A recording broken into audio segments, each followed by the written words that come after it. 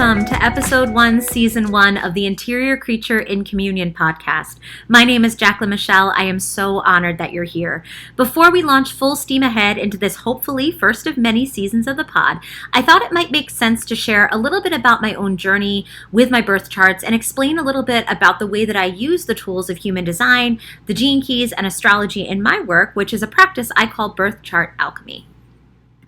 The rest of this season's episodes won't be solo episodes, hence the title of the podcast. Instead, I'll be sitting in communion with amazing members of the Interior Creature community, having deep heart-to-heart and soul-to-soul conversations about their charts and the ongoing work of deconditioning, of taking the epiphanies they've experienced through chart study and bringing those epiphanies into their lived day-to-day experiment around deep embodiment of their design. I'm also going to chat with other experts in the field to keep you up to speed on what's happening in the cosmos this year. We're going to chat about Saturn leaving Aquarius and moving into Pisces and what that means for folks that are wrapping up their Saturn return or ramping up to start theirs, as well as what that transit means like for the rest of us in the collective. We'll also be digging into the major gradual transit of Pluto moving from Capricorn into Aquarius and then back into Capricorn and then back into Aquarius that we'll be navigating for the next few years, so stay tuned for that. But before we get there, I thought it made the most sense to share, again, a bit about my own journey toward becoming a birth chart alchemist and to introduce you to the practice of birth chart alchemy itself. My journey toward building Interior Creature has had more than a few twists and turns over the years.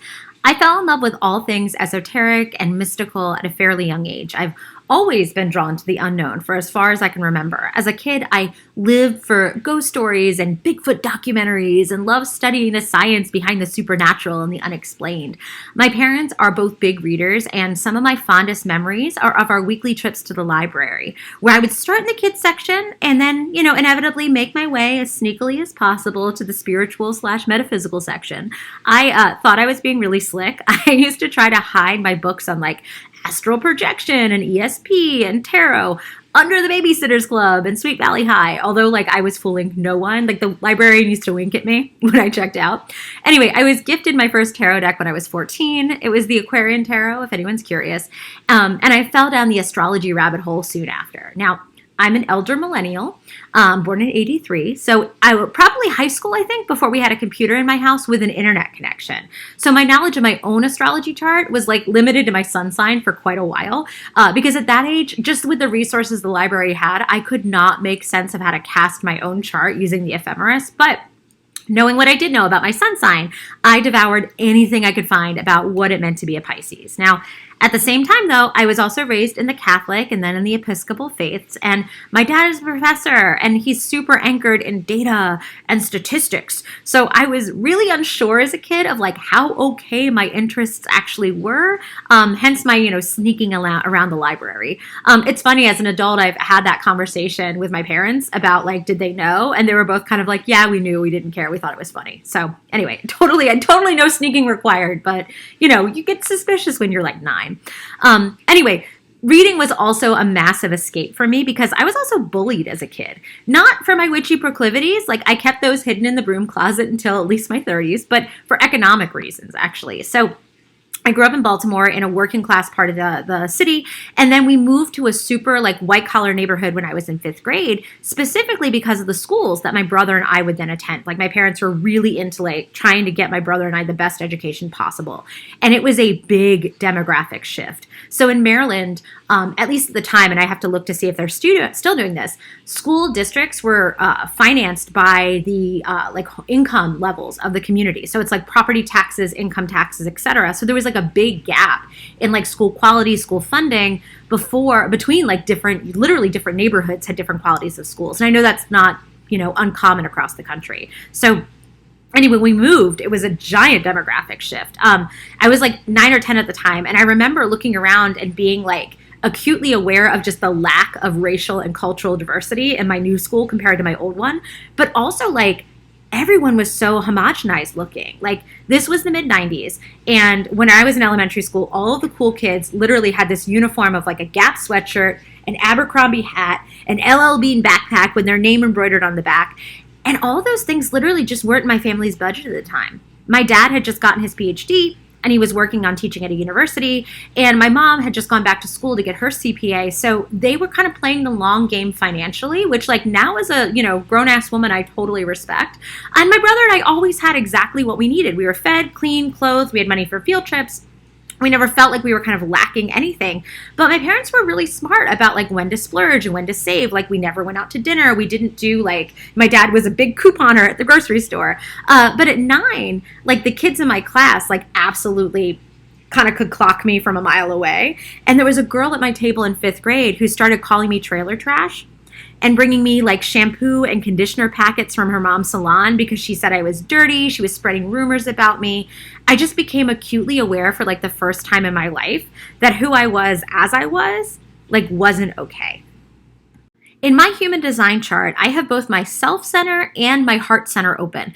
And learning this in my early 30s was a revelation, right?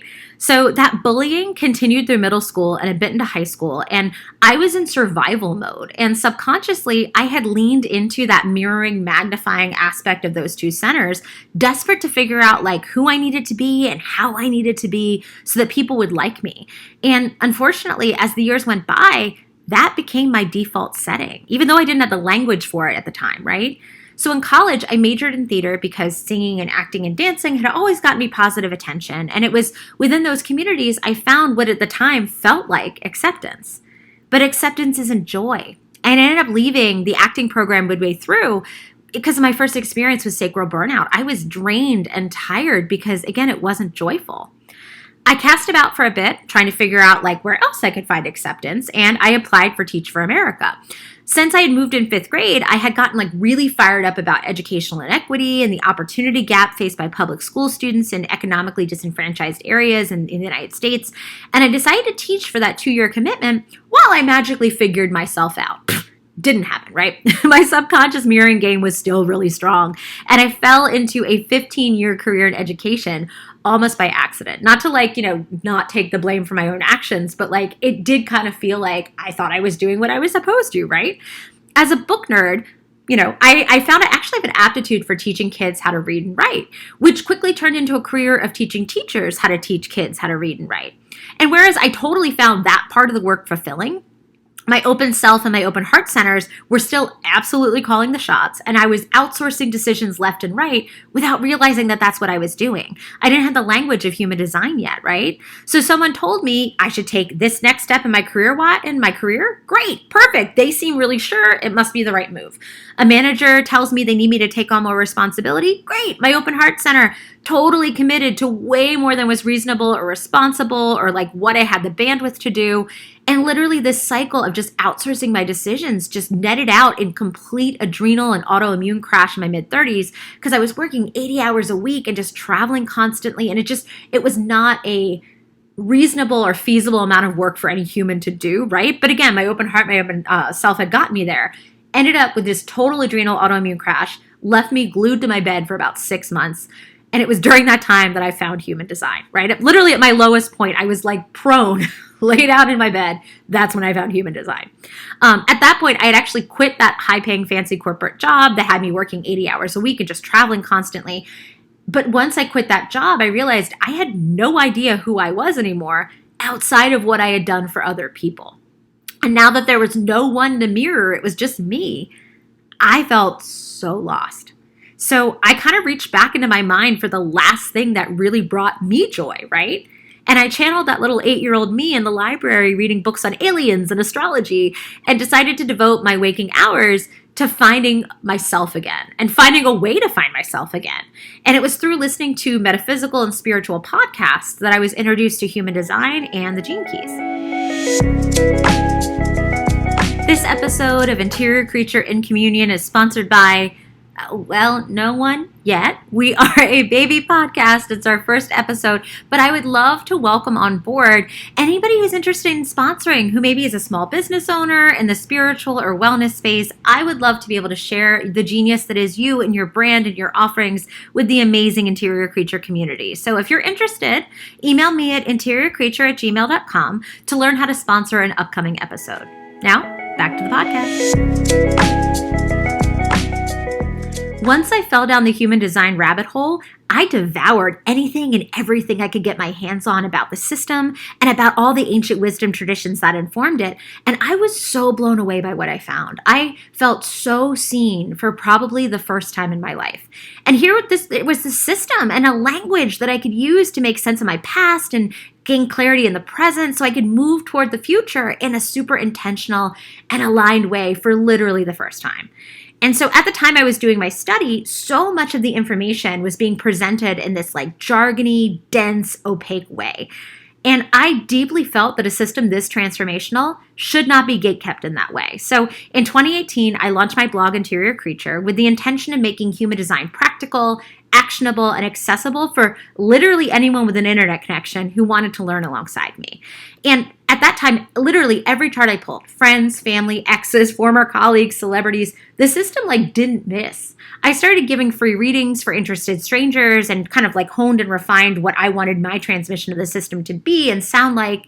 And soon after, Interior Creature made the leap from blog to business. And within a year, I started selling readings and teaching classes, all while still using human design to do the work with what I found in my own chart. And I have to tell you, the results have been life-changing. And since I started a human design shadow work and embodiment practice with my own chart, I've ended an abusive relationship with alcohol. I've overcome that endless cycle of overwork, then burnout, then more overwork, then more burnout. I've learned how to stop outsourcing my decision making, and I've started to really reconnect much more deeply to my intuition for probably the first time in my life. I've deepened my relationship with myself and with the people that I love. I've released my need to control how I'm perceived. And I've also rediscovered my own personal connection to the universe, God, spirit, love, source. And through my practice, I have been so blessed to help folks find gold in their own charts in order to deepen their own human design experiment. What you're going to hear on this podcast is a practice I call Birth Chart Alchemy. Now, traditionally, the practice of alchemy was all about combining different metals to try to create gold. And that's how I view my alchemy. I combine the wisdom of human design, the gene keys, and astrology together to try to create the most dynamic and deep picture of your soul. My work with human design has evolved over the years as I've gone even deeper into Richard Rudd's work with the gene keys, pored over multiple translations of the I Ching, and deepened my own understanding of natal and transit astrology. And now all of those systems, as well as other modalities and teachings and spiritual practices, inform how I work with clients. I know some folks are very protective of human design and like to stick as close as possible to the way the system was initially shared. And if that's you, I might not be the practitioner for you. My natal sun, moon, and Mercury are all in Pisces, and my conscious Mercury is in gate 63.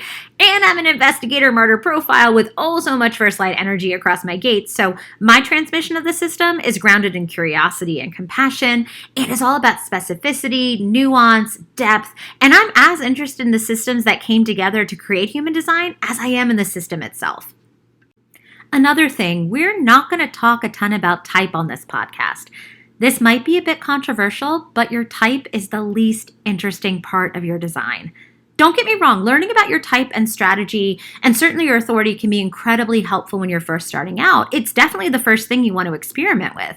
When you're first starting out with your design, understanding your type is helpful because it gives you a general idea of how your connection to your physical energy works. And your type dictates your strategy, which is how you maximize those messages your intuition is sending you to help you make the most aligned decisions.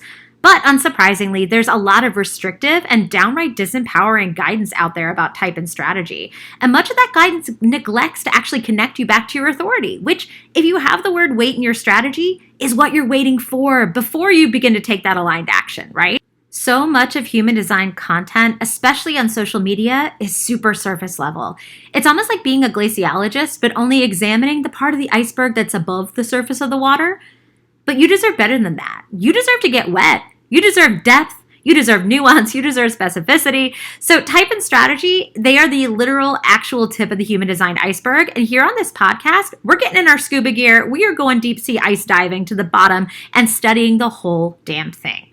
So here in my little corner of the human design internet, we are all about honest self-inquiry and radical self-ownership. We're also all about expansive and empowering guidance and depth of information and richness of interpretation. So if you're down, over the course of the season of the pod, I want to introduce you to a way of working with these systems that is going to net out in so much more bang for your buck. This season, we're not only going to work with the body graph, but we're going to be looking a lot at the Rave Mandala, another view of the chart, which shows you how your energy is distributed thematically across the 12 zodiac signs, as well as the 4 seasons of the Wheel of the Year.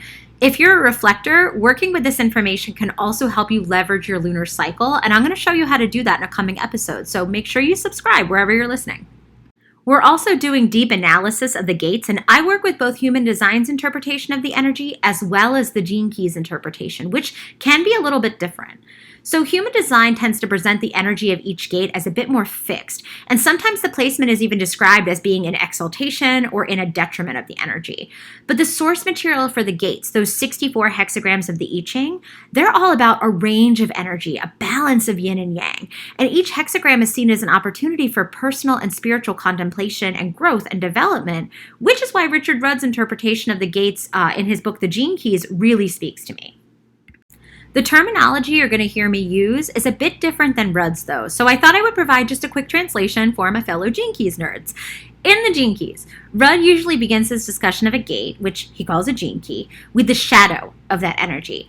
I call the shadow the fear frequency, because that felt a little bit more resonant with my own experiences and the experiences of my clients over the years. Now, this fear frequency is a spectrum, with self-abandonment at one end of the spectrum and self-aggrandizement at the other. When we're in the self-abandonment energy of the fear frequency, we tend to make choices or get trapped in patterns where we neglect our own needs and our own intuition and over-prioritize others, often to the detriment of our own self. Rudd calls this energy the repressive shadow. We're repressing the self in favor of others. Then, way at the other end of the spectrum is self-aggrandizement, another fear-based tendency rooted in feelings of scarcity, where we get a bit narcissistic and prioritize the self, but in a way that alienates or is to the detriment of other people. Rudd calls this the reactive shadow, right? And both ends of this spectrum are really rooted in a false belief in our separateness from one another. Just because we identify with having patterns that tend toward one end or the other of this fear frequency doesn't mean that has to be what we choose moving forward. We can choose to remember our interconnection with one another at literally any time. And when we remember that our separateness from one another is an illusion, we're able to step into the frequency of compassion, which Rudd terms the gift. We're in the frequency of compassion of a gate when we're making choices that balance consideration of self and consideration for others, because in this new frequency, we deeply understand at a soul level how interdependent we are on one another. And with this new internalized belief, we start moving from a place of compassionate connection. And once that becomes our new default setting, then we're able to step into the pure divine love frequency of the gate, which Rudd calls the city. When we're in this divine love energy, we don't just intellectually understand, but we've internalized and integrated what oneness really truly means. And we're making choices from that place. We're aligned, we're integrated, we're hydrated, and we just radiate love. Real talk though, most of us don't live in the divine love frequency permanently, but once we get the hang of the compassion frequency, we get to experience this vibe a hell of a lot more often. So in Birth Chart Alchemy, we're going deeper into our design than just type, strategy, and authority. We're honoring the wide spectrum of energy that each of our placements hold using the gene keys. And the final layers of Birth Chart Alchemy are natal and transit astrology. As my fellow nerds know, the entire basis for both our human design charts and our hologenetic profiles are our astrological natal and gestational birth charts. The natal chart being a snapshot of the sky at that moment of our first independent breath, and the gestational chart being a snapshot of the sky roughly 3 lunar cycles before we exit the womb. In astrology, each zodiac sign governs 30 degrees of the sky. Gene keys and human design just take that 30 degrees of the sky per zodiac sign and subdivide it among a collection of either 5 or 6 gates, with each gate getting roughly 5 to 6 degrees of that part of the sky.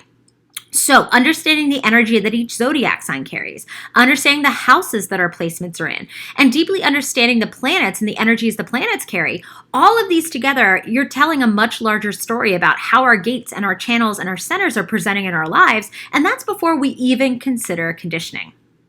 Most of the conversations that we're going to have on this podcast are going to be really centered around our gate placements, our incarnation cross, our profile, our lines that our gates are present on. And so I wanted to kind of just visually show you. So for those of you who are watching, you're going to have a visual. For those of you who are listening, I will describe it because I do remember that podcast is an audio medium and not a visual medium. But what we're going to be looking at are, first of all, the gate. What are the various interpretations of the gate? What line is that gate on? And what does this tell us about how that gate is kind of presenting? We want to also think about the planet that activated that gate on that specific line. What energy does that planet carry? We're going to be digging into the zodiac sign that governs that specific gate and the house that zodiac sign sits in within our natal or gestational astrological chart. So it's kind of looking through the lens of those 5 different aspects, pulling them together. That's birth chart alchemy, right? So where I'm getting the information for all of this, I use for the gates and the lines, obviously human design, the gene keys, as we've discussed. I'm getting more into Karen Curry's quantum human design, like her transmission of the system is evolving as we do, getting us ready for this kind of new paradigm. And I also love, again, different translations and transmissions of the I Ching. I'm going to share a couple on our Interior Creature Instagram this week, as well as the Interior Creature in Communion Instagram. So definitely stay tuned for some book recs. If you've got an open head center or you're also a first line, proceed with caution. Anyway, so the planets, I look to, again, traditional human design interpretations, astrology, mythology, and then for the zodiac signs of the houses, again, it's rooted and anchored in Western astrology, but I'm open to all different kind of transmissions and interpretations of the 12 signs. I'm also really nerdy about psychological astrology, and also understanding, again, the mythological stories that form the backbone of some of the ways that we talk about these planets and these placements. In addition to that, because I'm such a giant book nerd, you're going to hear, teachings from Buddhism or Kabbalah that I've studied up on. There may be some tarot references. I'm also really into quantum theory and the holographic universe. I'm not by any means an expert, but I do really enjoy discussions of like the 0-point field and how our energy is all interconnected and that kind of search for a unified theory. So you're going to hear me talk a little bit about that on the energetic scientific level, which also, again, is a lens through which human design and the gene keys are meant to be kind of viewed. I'm also really nerdy about goddess traditions and paganism. I'm a little bit witchy myself. And I've also done a lot of work with A Course in Miracles. So you're going to hear it's kind of an eclectic hodgepodge of spiritual teachings and things. But again, it all kind of informs how I look at the chart, especially when it comes to how we handle the conditioning aspect. So that's the part that I'm really excited to kind of share with you in Interior Creature and Communion, because I can get nerdy about all these things on my own, but conditioning is incredibly personal, right? No 2 people have the same conditioning. Even identical twins who have gone through the world in really parallel paths, at some point those paths diverge and the conditioning differs, right? So that's where you come into the equation. So in every conversation I have with each one of my guests, I'm going to be modeling for you how to ask those deep probing questions that are going to really unlock your shadow work and deconditioning process, kind of bring all those habits, those tendencies to the surface so we can get aware of them. We can get honest about what our limiting beliefs are or our kind of narratives are that really aren't serving us, so we can put down the things that are holding us back and step forward into the things that are, empowering us forward. That's it for this week. If you want to dive down the birth chart alchemy rabbit hole with me and you cannot wait till next week, I totally got you. Here are a few ways I can support you. First, head on over to interiorcreature.com and click on the link on the menu bar that says New to Human Design and the Gene Keys. It's a little question there. And you'll be taken to a giant, ever-expanding click path full of articles and videos and resources on all things human design. And if you're ready to unpack your birth chart one-on-one, I would also love to work with you. So you can click on the link that says book a reading on that same menu bar for a complete list of readings that I offer, and I guarantee you'll find one that meets you where you are in your human design journey.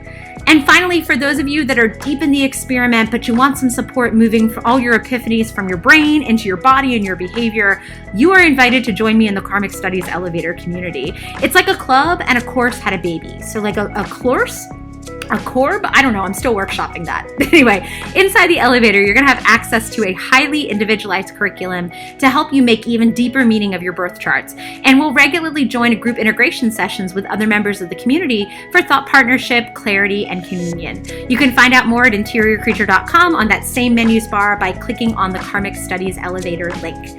And finally, I would love to connect with you on social media. So you can find us at Interior Creature and at Interior Creature and Communion on Instagram. On YouTube, we're at Interior Creature.